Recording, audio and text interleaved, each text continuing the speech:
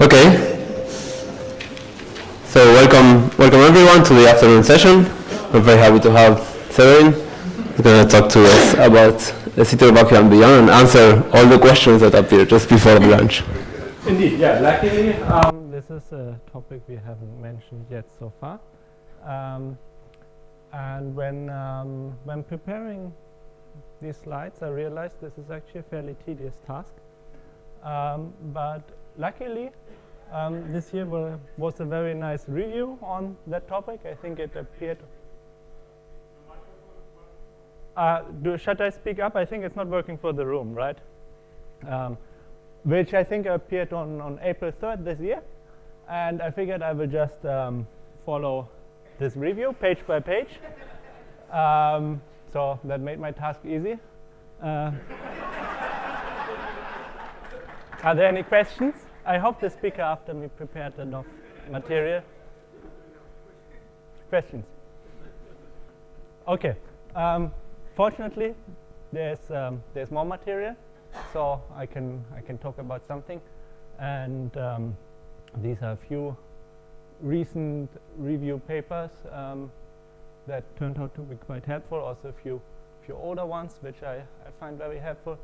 And in particular, I followed. I had quite a lot of looked quite closely at this first one, which was really helpful in preparing these slides. So if you know it, some things you will recognize.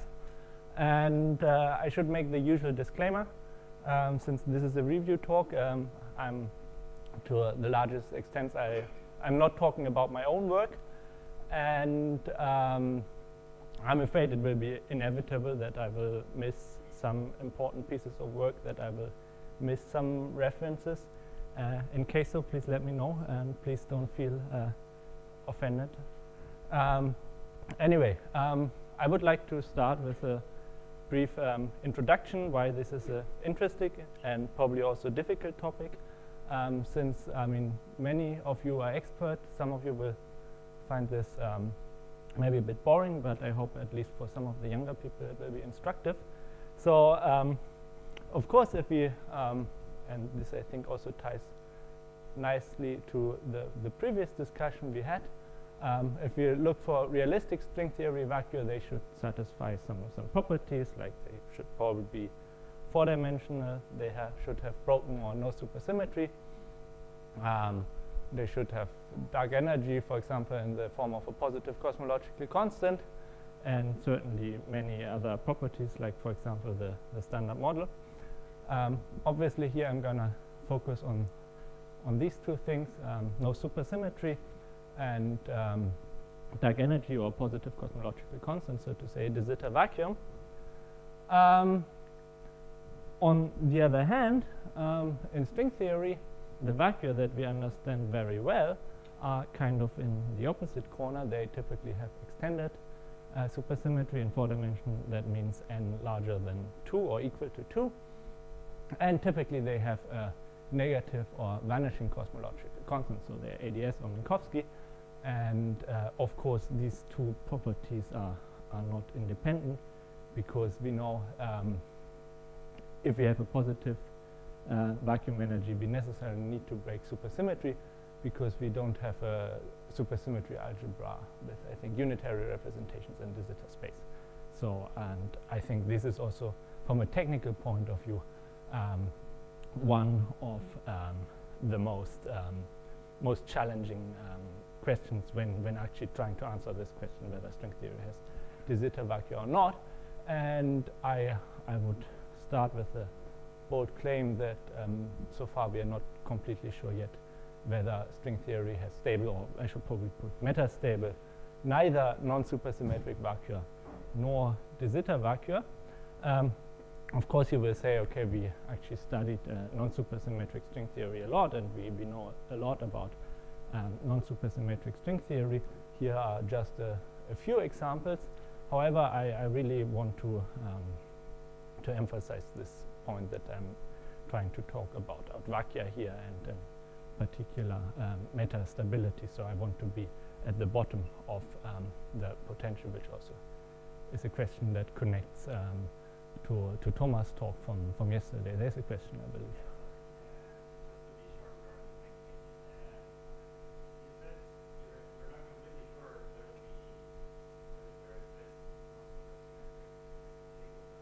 Yes.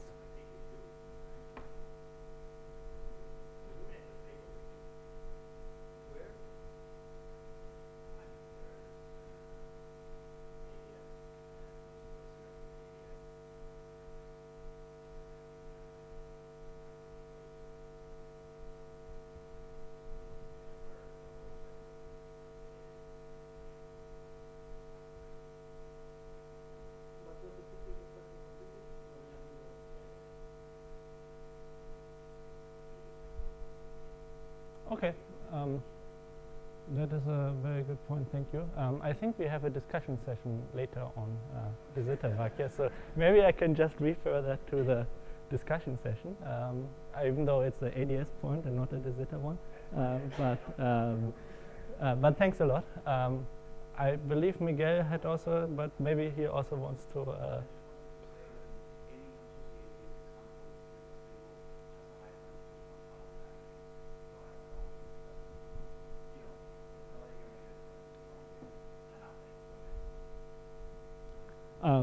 Right, anyway, so my point is that so these classic examples of non-supersymmetric string theory, we always have some form of tachyonic instability or runaway potential, and that actually points to one of the biggest difficulties in constructing de Sitter vacuum string theory, which is actually observation, which is very old, namely the Dine-Seiberg problem, which tells us that when we study string theory compactification, we have moduli, like geometric moduli or just the string coupling, which appear as massless scalar fields in our tree-level classical string theory.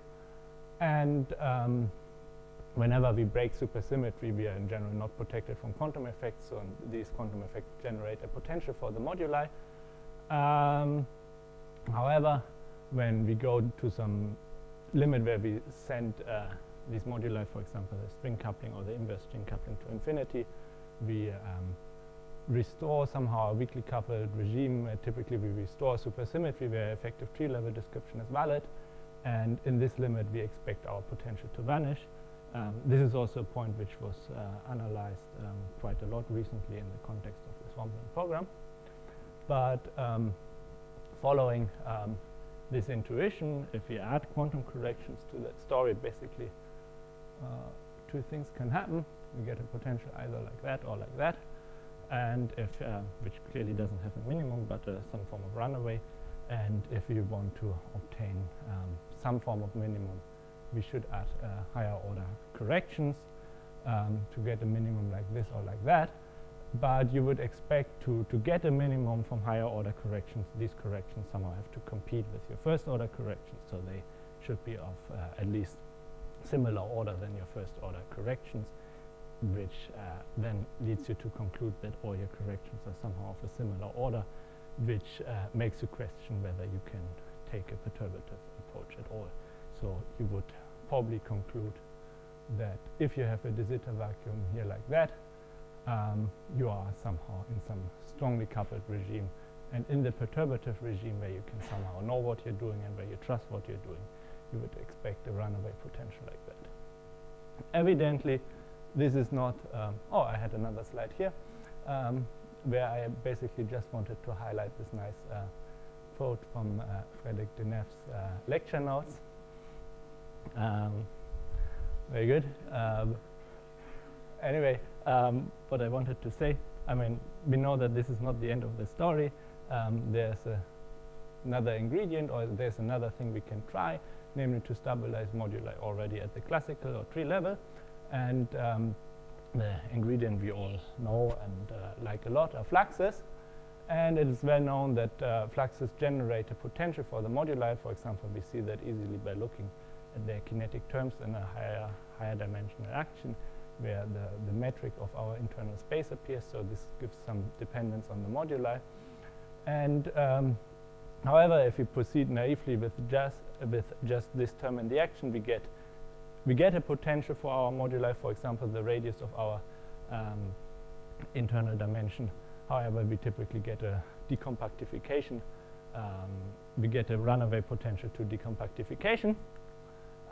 Still, this is not the end of the story, and I think also Thomas in his talk gave a very similar argument.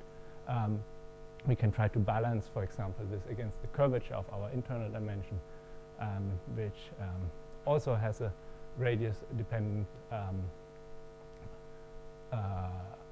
potential. So we get a overall potential which we could write as a sum of these terms. However, if you sum up these terms, you can easily check that this potential satisfies the inequality of this form. So on its own, you will not find de Sitter vacuum just from fluxes and curvature. On the other hand, I mean, it's we all know that ADS minima of this form are very easily obtained.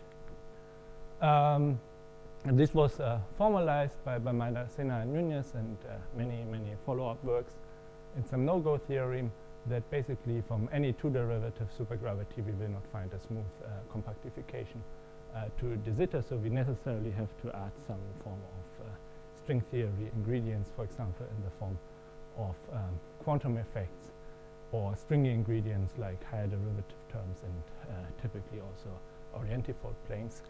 So our compactification will not be smooth, but will have some form of string theoretic singularities. And this, of course, then again opens the box of the potential danger of Dine-Seiberg-like issues. So we have to make sure that we get these string theory or corrections under control. Yes.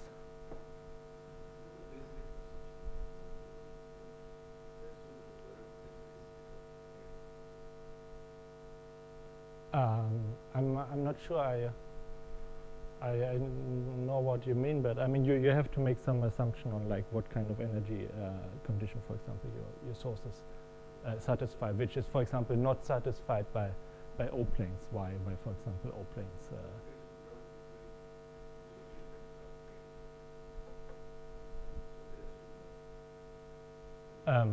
Right, but I think you can rephrase that again in terms of some energy condition. I mean, you could have, for example, like in type 2a, some Romans master.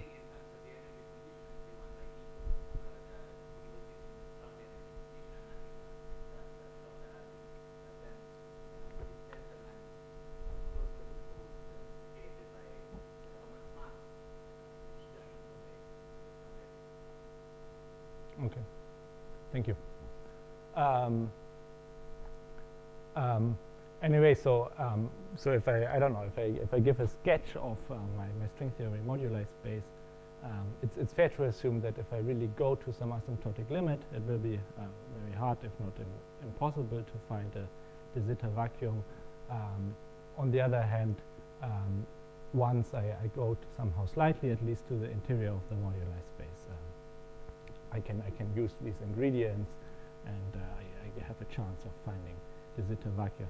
And then essentially the question is like how far to the boundary or how far into the interior where we don't really know what's going on do we have to go. So with these insights, somehow the most promising strategy is probably to combine different effects, classical and corrections, to avoid the Dine-Seiberg problem. Okay, let me now try to give some overview over various string theory de Sitter constructions, and I'm trying to follow a bit this classification here, which I shamelessly stole from this review paper, which tries to classify string theory de Sitter constructions along these lines. There's probably also other classification schemes possible. You could probably also try to classify them by the point where you break supersymmetry, for example. But let's somehow try to go at least roughly through the list and see what we can say. So the first thing is to consider effective action is to consider non-critical string theory. So string theory in a dimension different from 10 dimensions, for example.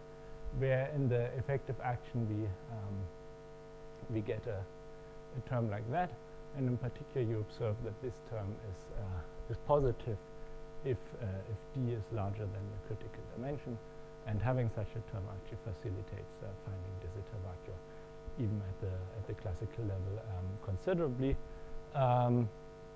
There were earlier models around the 2000s. However, what I would like to highlight here, there was a very nice paper by Daniel Junghans earlier that year, where he took a critical analysis of these kind of models, and in particular he generalized certain Maldacena units like no-go theorems for these kind of setups, and what he found was that generally you have no parametric control in these setups over O-plane back corrections, and possibly also higher derivative corrections, which you possibly have to these actions in the limit where you send large d to the where you go to the large d limit. So if you try to use d as your control parameter, which is something you might naturally try in these models, you will not find parametric control, which I think is a very nice result. Let me shortly also mention non-geometric constructions, which is a topic I don't know much about. You could, for example, follow the nice review by Erik Plauschin. Generally, the idea is here to apply some chains of string dualities, in particular T-duality, to construct certain non-geometric background or fluxes. And the nice thing is that you if you try to compute the resulting four-dimensional effective potentials, they often allow for de Sitter vacua. So this is a natural candidate to consider. However, almost by definition, these setups are in a way intrinsically string theoretical. So I think many people are not sure to which extent we can actually trust them. And there's a comment or question by Erik. Yes.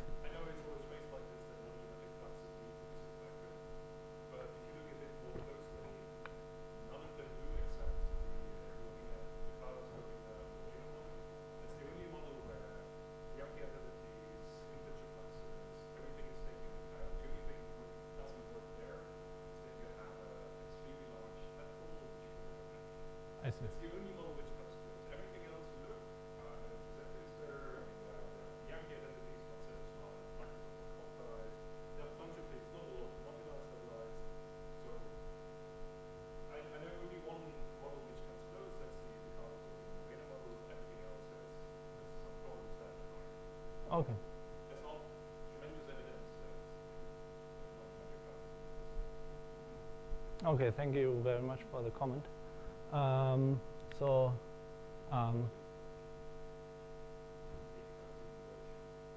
maybe I should answer the question. The question was what's going on with the Carlos Vena model. The temple bound is, I think, the temple shouldn't be larger than, 16, but the number you get is 8. Something like that. There's no example which satisfies all the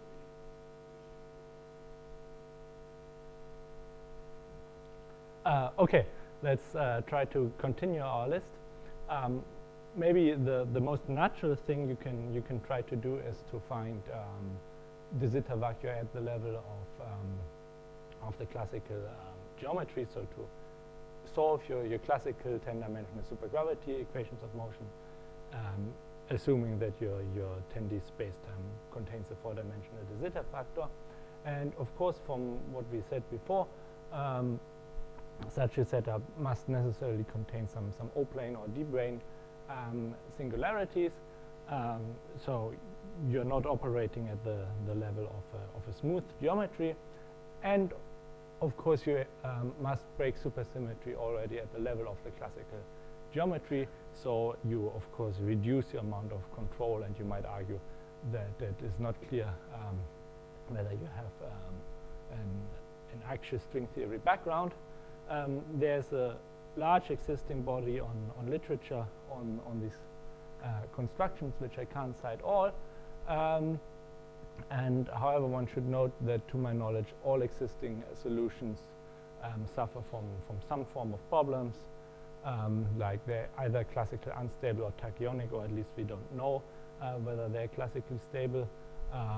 They might not be under perturbative control. For example, they have not a sufficiently large volume such that we can trust it in a supergravity approximation, or G string is not small enough, and they often also contain O-planes in a smeared approximation, which you might or might not like.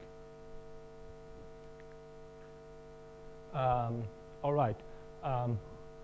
Let me mention again non-supersymmetric string theory. I think we will also have a couple of talks on that tomorrow. As I introduced in the beginning, if I just look at the perturbative worldsheet CFT, I of course have the problem that I always have a runaway potential for the dilaton if I do like some first order string perturbation theory, which of course brings me again back to a Dine-Seiberg problem. Indeed, for the heterotic string theory, you can even show some powerful no-go theorems against de Sitter space from the worldsheet. However, it turns out that, as Mariana and collaborators showed in a recent paper, that even the stabilization getting a true minimum for the remaining moduli, for example, in heterotic string theory is challenging. And there was a nice paper a few years ago trying to analyze this from the target space perspective, slightly similar to the story on the non-critical string I mentioned earlier, where again a positive dilaton potential might help you finding de Sitter vacua, and in this paper they showed various no-go theorems similar to Maldacena in this setup. So let us maybe come to, from my point of view, the most promising setup, what I might call hybrid models, where I try to combine different effects, fluxes and quantum corrections to avoid no-go theorems like Dine-Seiberg, for example. I could try to balance my first order quantum effect against the classical effect and try to avoid it in that way to maintain maximal control over my construction. And of course, the two main competitors here, which are both in the type 2B or F theory setup, are the KKT or large volume scenario, where the idea is to start from something which is well understood, like a Calabi-Yau compactification, which originally has n equals to 2, and somehow invent a scheme where I break supersymmetry gradually and try to maintain control, therefore, as much as possible. I also want to refer to the next talk by Bruno De Luca, where he, I think, will introduce another model which you can probably put at this point in the classification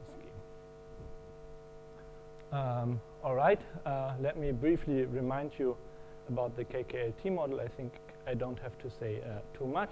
Also, Jakob gave a very nice overview yesterday. Often it's portrayed as a three-step model, where the first step is the compactification on a Calabi-Yau orientifold and the moduli stabilization with fluxes. The second step is moduli stabilization, is scalar moduli stabilization by non-perturbative quantum effects, or also using alpha prime corrections in the case of LVS. And then the third step is the breaking of supersymmetry and the uplift to a de Sitter vacuum by anti-D3 brane at the bottom of a warped throat. And the idea here, or why this model is appealing, even though it might look like a somewhat baroque construction, is that as I also said earlier, I start with something that I know very well, like a Calabi-Yau, where if I don't orientifold, I have an n equals to 2 theory, which is very well studied and under good control. I break supersymmetry to n equals to 1 with orientifolding and fluxes, but I try to do that in a way where I can maintain as much of my n equals to 2 knowledge, and eventually I break supersymmetry either here or here in a way such that I can still maintain as much of my n equals to 1 knowledge as So let's try to go through the list of steps, even though I think one of the difficulties here is also that these steps should not always be taken as individual steps, but they of course talk to each other. But nonetheless, let's try to go briefly through the list of steps and maybe highlight a few developments of the recent years.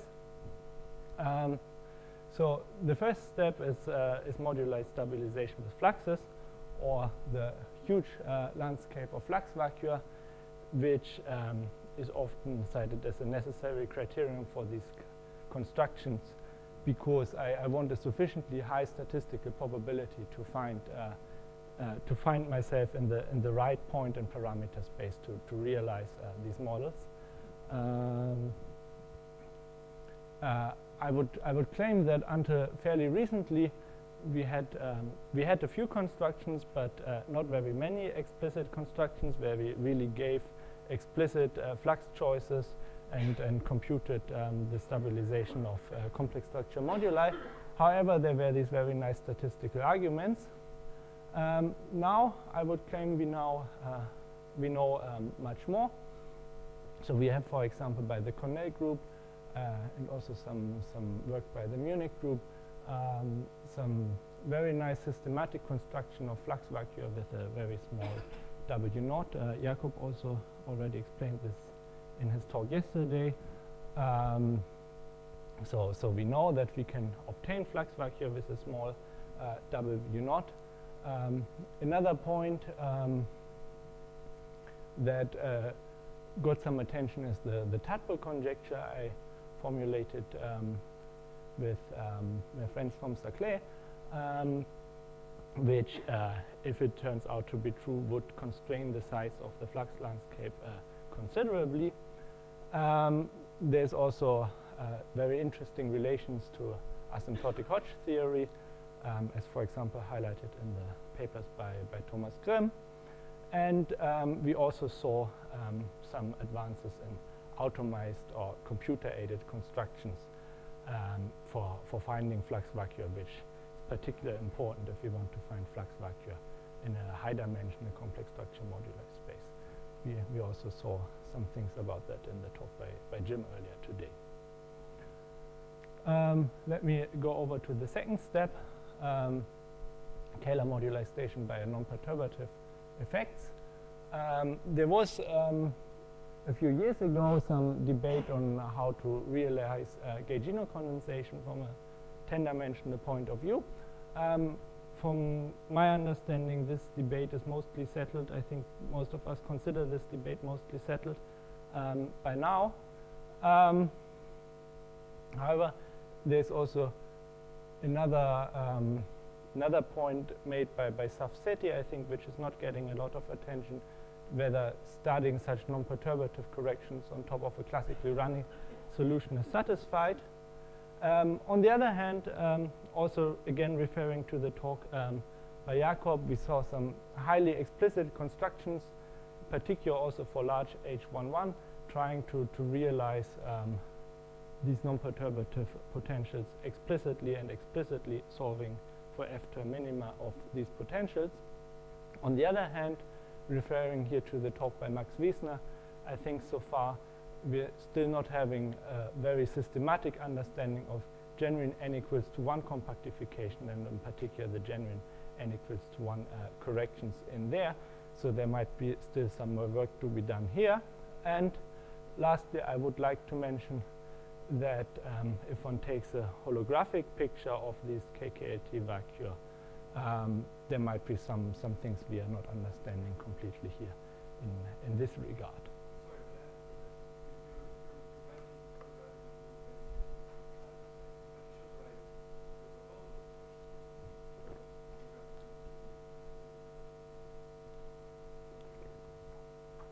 Yes, that's why I put a question mark.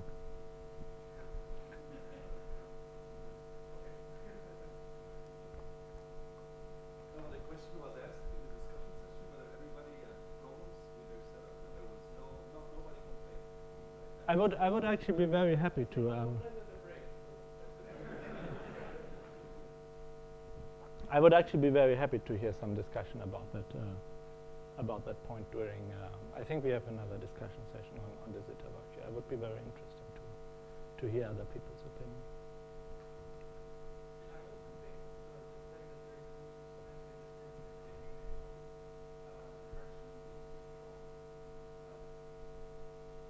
But I don't think we know all n equals to 1 corrections yet, do we?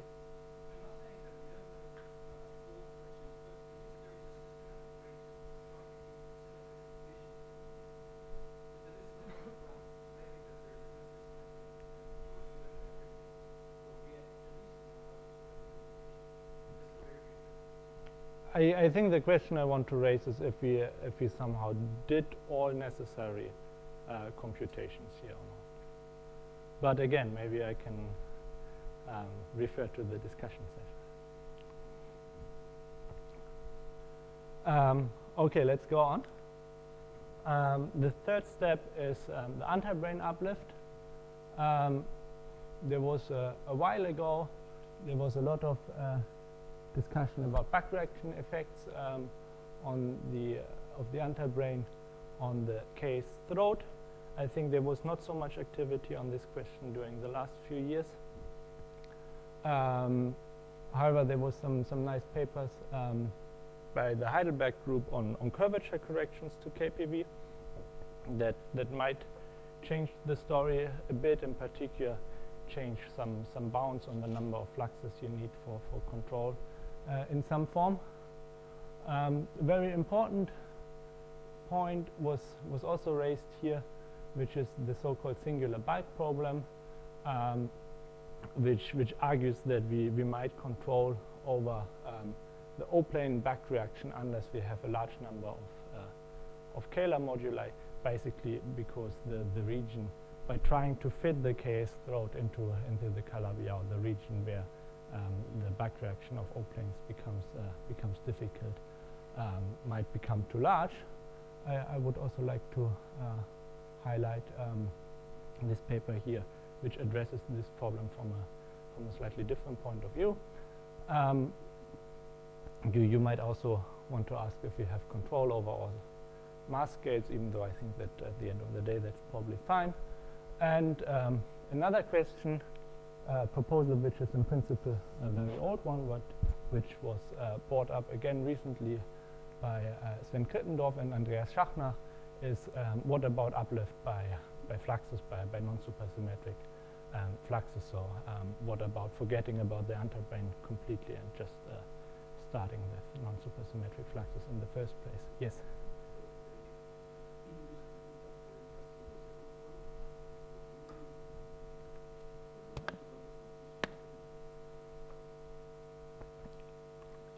So the second point, so depending on how much flux you put on the A cycle, I mean that's controlling your the size and the curvature of your S3 at the tip of the throat. And if this is too small, in principle you might get higher curvature corrections, which you should take into account when computing the KPV story. So the bound, I mean there you get a bound on how much flux you need for the polarization of the polarized NS5 frames not to decay, and this bound might get altered if you take these higher curvature corrections into account. I think some of the authors, I think Simon is also in the audience and could comment. But I think that's basically the story.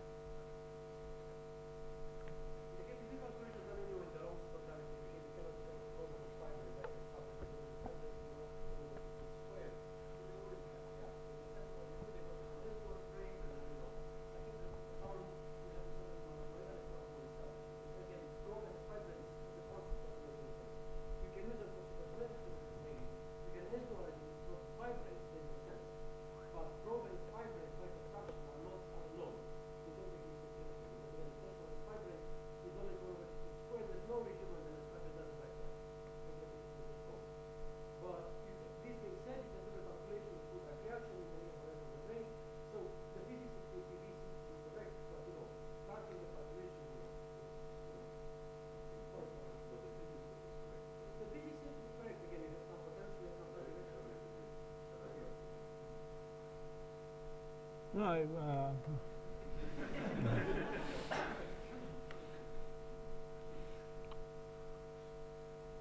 okay. Right. Yeah, this is this story here. All right. Very good. Of course, there's also the large volume scenario,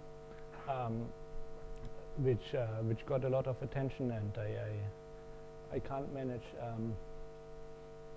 all details here.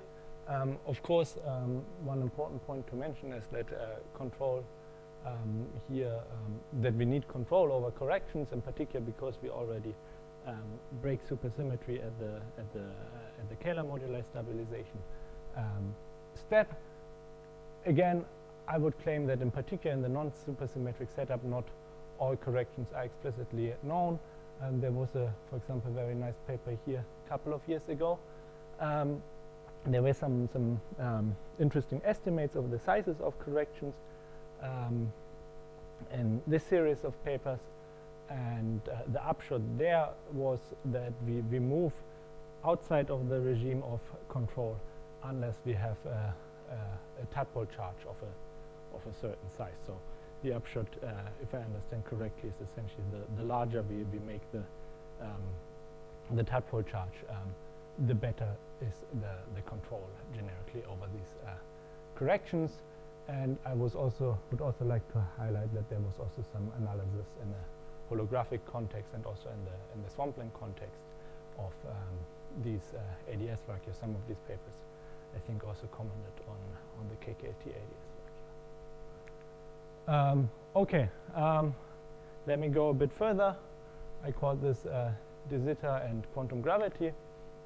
So, of course, question you could ask yourself, and I think many ask themselves, is whether the difficulty of realizing metastable de Sitter vacuum in string theory is there mainly a computational or control problem, or is there maybe even something conceptually wrong or difficult with de Sitter in string theory or supergravity.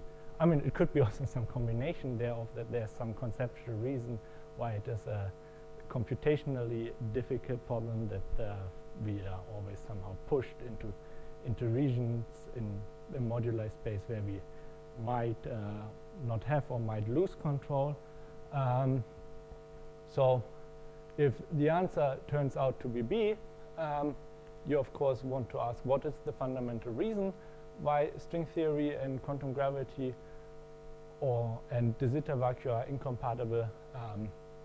However, if the answer to the question is A, then of course we ask, how can we access de Sitter vacuum in the context of string theory and quantum gravity? One possibility is of course a top-down construction, as for example also highlighted in Jakob's talk, but we might also of course ask ourselves, maybe is there some indirect way to prove the existence of de Sitter in string theory or quantum gravity. A lot of attention on this or related question comes of course from the swampland program, most notably the de Sitter conjecture, claiming that any potential in string theory, at least in the asymptotic limit, should satisfy a bound like that, which got a lot of attention. Similar is also the trans-Planckian censorship conjecture, stating that there should not be any sub-Planckian modes growing larger than the Hubble radius, interestingly implying the de Sitter conjecture in the asymptotic limits. Recently we saw a lot of attention to the so-called species scale, the actual quantum gravity cutoff, which seems to satisfy a similar bound than the actual potential, even though the potential and the species scale are of course not exactly the same thing. Referring to Thomas' talk, another important question is of course the question of scale separation, and whether one can formulate something like ADS or even de Sitter distance conjecture, and maybe not directly related to the question of existence or stability of de Sitter vacuum, but more sometimes I think it's cited as being some form of weak gravity conjecture in de Sitter is the Festina-Lente conjecture. Of course, there's also other approaches. I want to be brief here because I don't know much about it from a more like quantum consistency point of view on de Sitter. There's, for example, the question whether a so-called finite quantum breaking time might put constraints on the consistency of de Sitter vacua in quantum gravity. There's the observation that there's no ice matrix formulation in de Sitter. I want to highlight this paper by Alec Bedroyer, who gives a holographic argument basically following this argument observation for the TCC conjecture.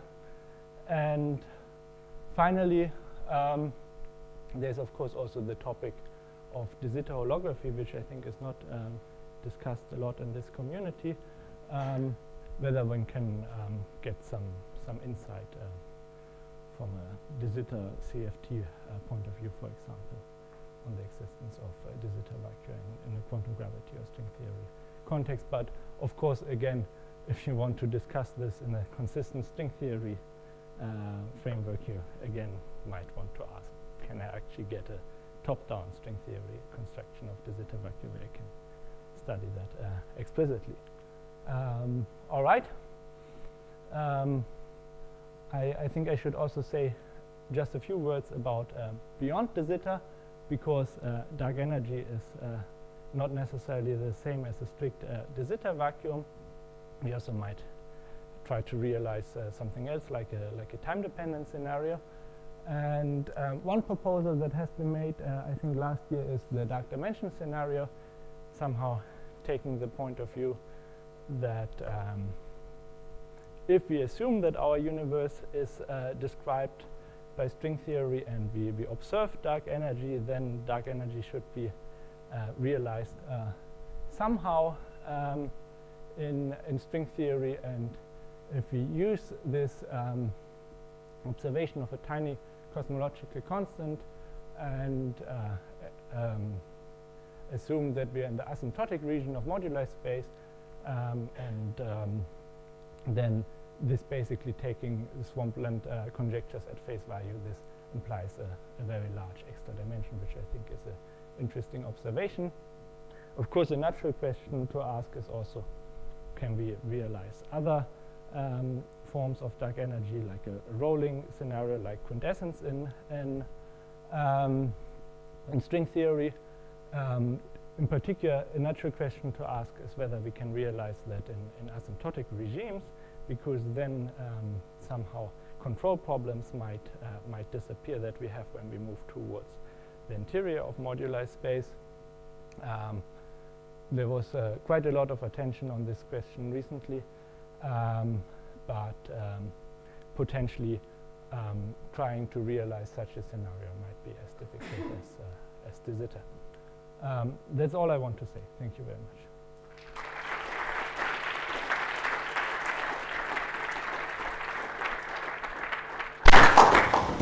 Okay, there were already some nice questions, but we have time for more.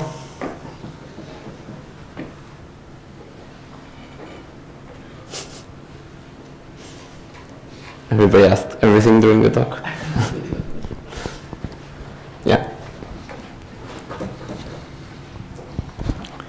Yes, on your dark dimension point, I know that there's a paper of Bankin and these people, and then you reacted with a second paper. Will you summarize the debate?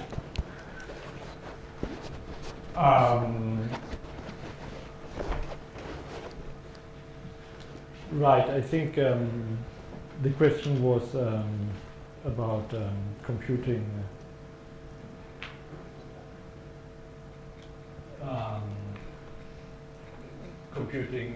the vacuum energy in string theory versus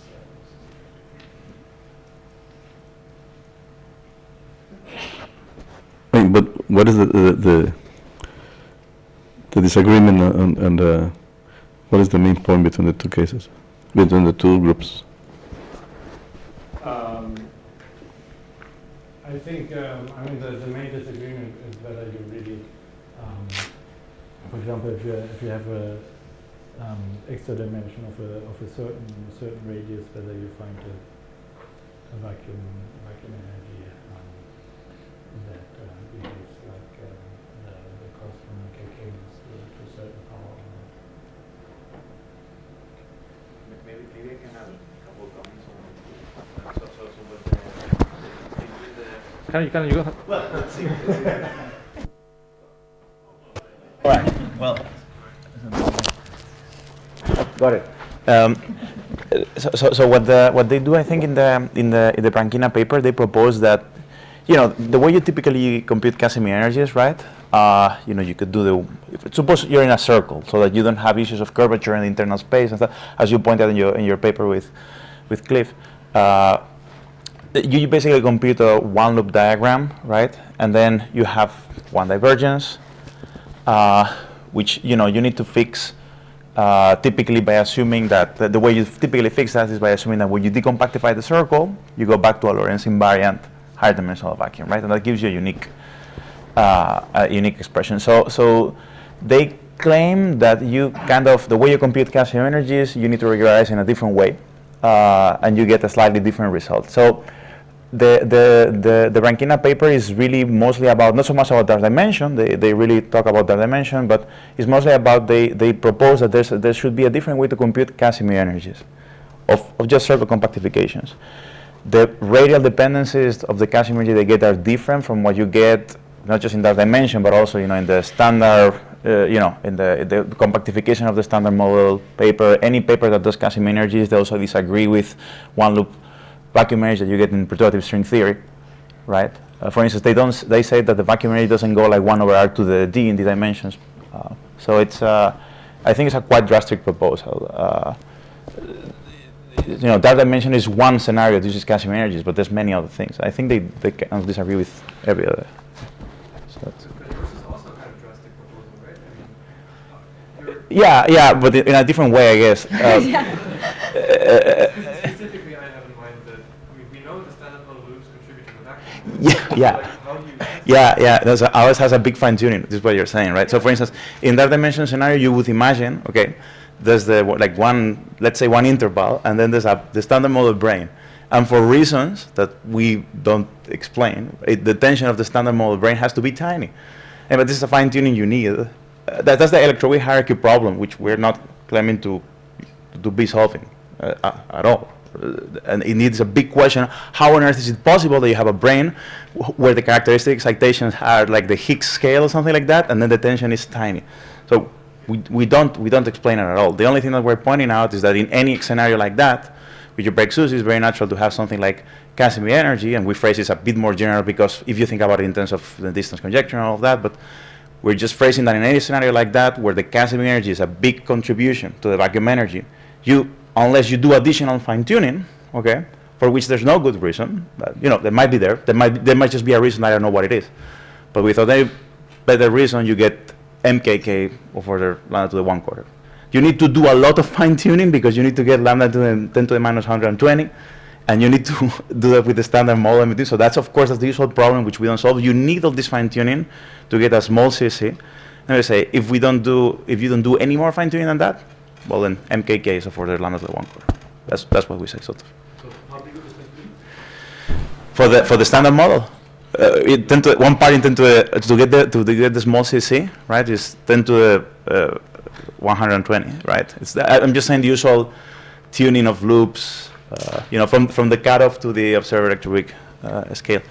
And then what we are saying is that don't do any more fine tuning than that. And actually, I would say, for instance, the fact that Weinberg's argument works, right? Weinberg's argument is not just that the CC is 10 to the minus 120 or below. It's also the observation is kind of saturated. It suggests that some sort of naturalness arguments maybe work on the cosmological sector. And so we're just taking that a bit of like at face value. Yeah. Well, I mean, yeah. That there is one hierarchy problem, right? We don't know. Box. If we don't solve that, but if you have that, the natural thing that is correlated with a light tower of states. Of course, you can have even more fine-tuning to decouple them, but the least fine-tuning that we already need for our universe, like the most natural scenario that still remains, is to have also the light tower of states. it's no more than that. So it's not more radical or anything like that. Okay, thank you.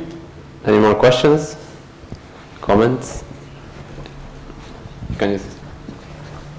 It's a bit. Oh. No, it's about the flux anti-flux idea that you put fluxes positive and negative. For a long time, I actually believed that when you put fluxes which are both positive and negative, when you get something neutral, you'll get a solution where GTT and G11, GT2, GT3 are not going to be the same. Because generically, when you get a black hole, for example, or a black brains never have the full Lorentz invariance on the word volume. So somehow, when you put flux and anti-flux, the naive idea is that you can get a solution, but the solution will not have Lorentz invariance, and therefore when you uplift, you may uplift, but you may not get the zeta and so on. So that's something which I don't think people have looked into. Now we did try a construction with Pierre Heidemann where we built an explicit solution which has positive flux on one cycle, negative flux on the other cycle, and there for some reason which I still don't understand, GTT, G11, G22, GT3 are still the same. But it's not at all clear, if you ask me why this is happening, I have no idea. It's just something which came out experimentally from the solution we built. But again, naively, the idea is, when you build the zeta and so on, you put negative flux somewhere, positive flux somewhere, you get more mass than charge. Then you should be like the black hole, which has more mass than charge, which has GTT different from G11 to 2 and 3, 3. So you should break the Lorentz. And then, okay, once you uplift, maybe you get still the zeta, but one should not start from something which with Minkowski invariance and then put an uplift. One should rather start with something which has broken Lorentz invariance, because that's the natural thing which appears when you break when you put more mass than charge on the internal manifold. That's my observation. So I think generically, again, people construct those things, but I think they may cause some problem in getting Vacua.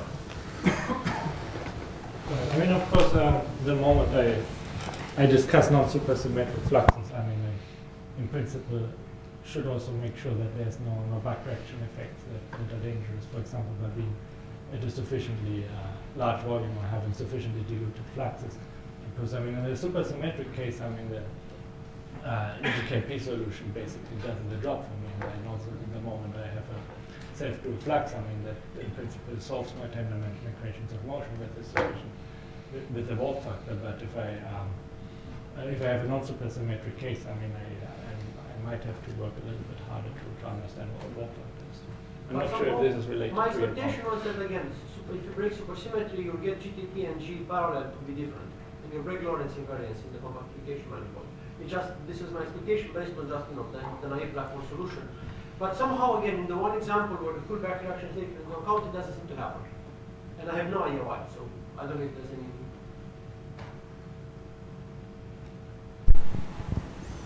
Okay. Any more comments, questions? Have time for one more, maybe? If not, then Severin really answered all the questions. So thank you very much.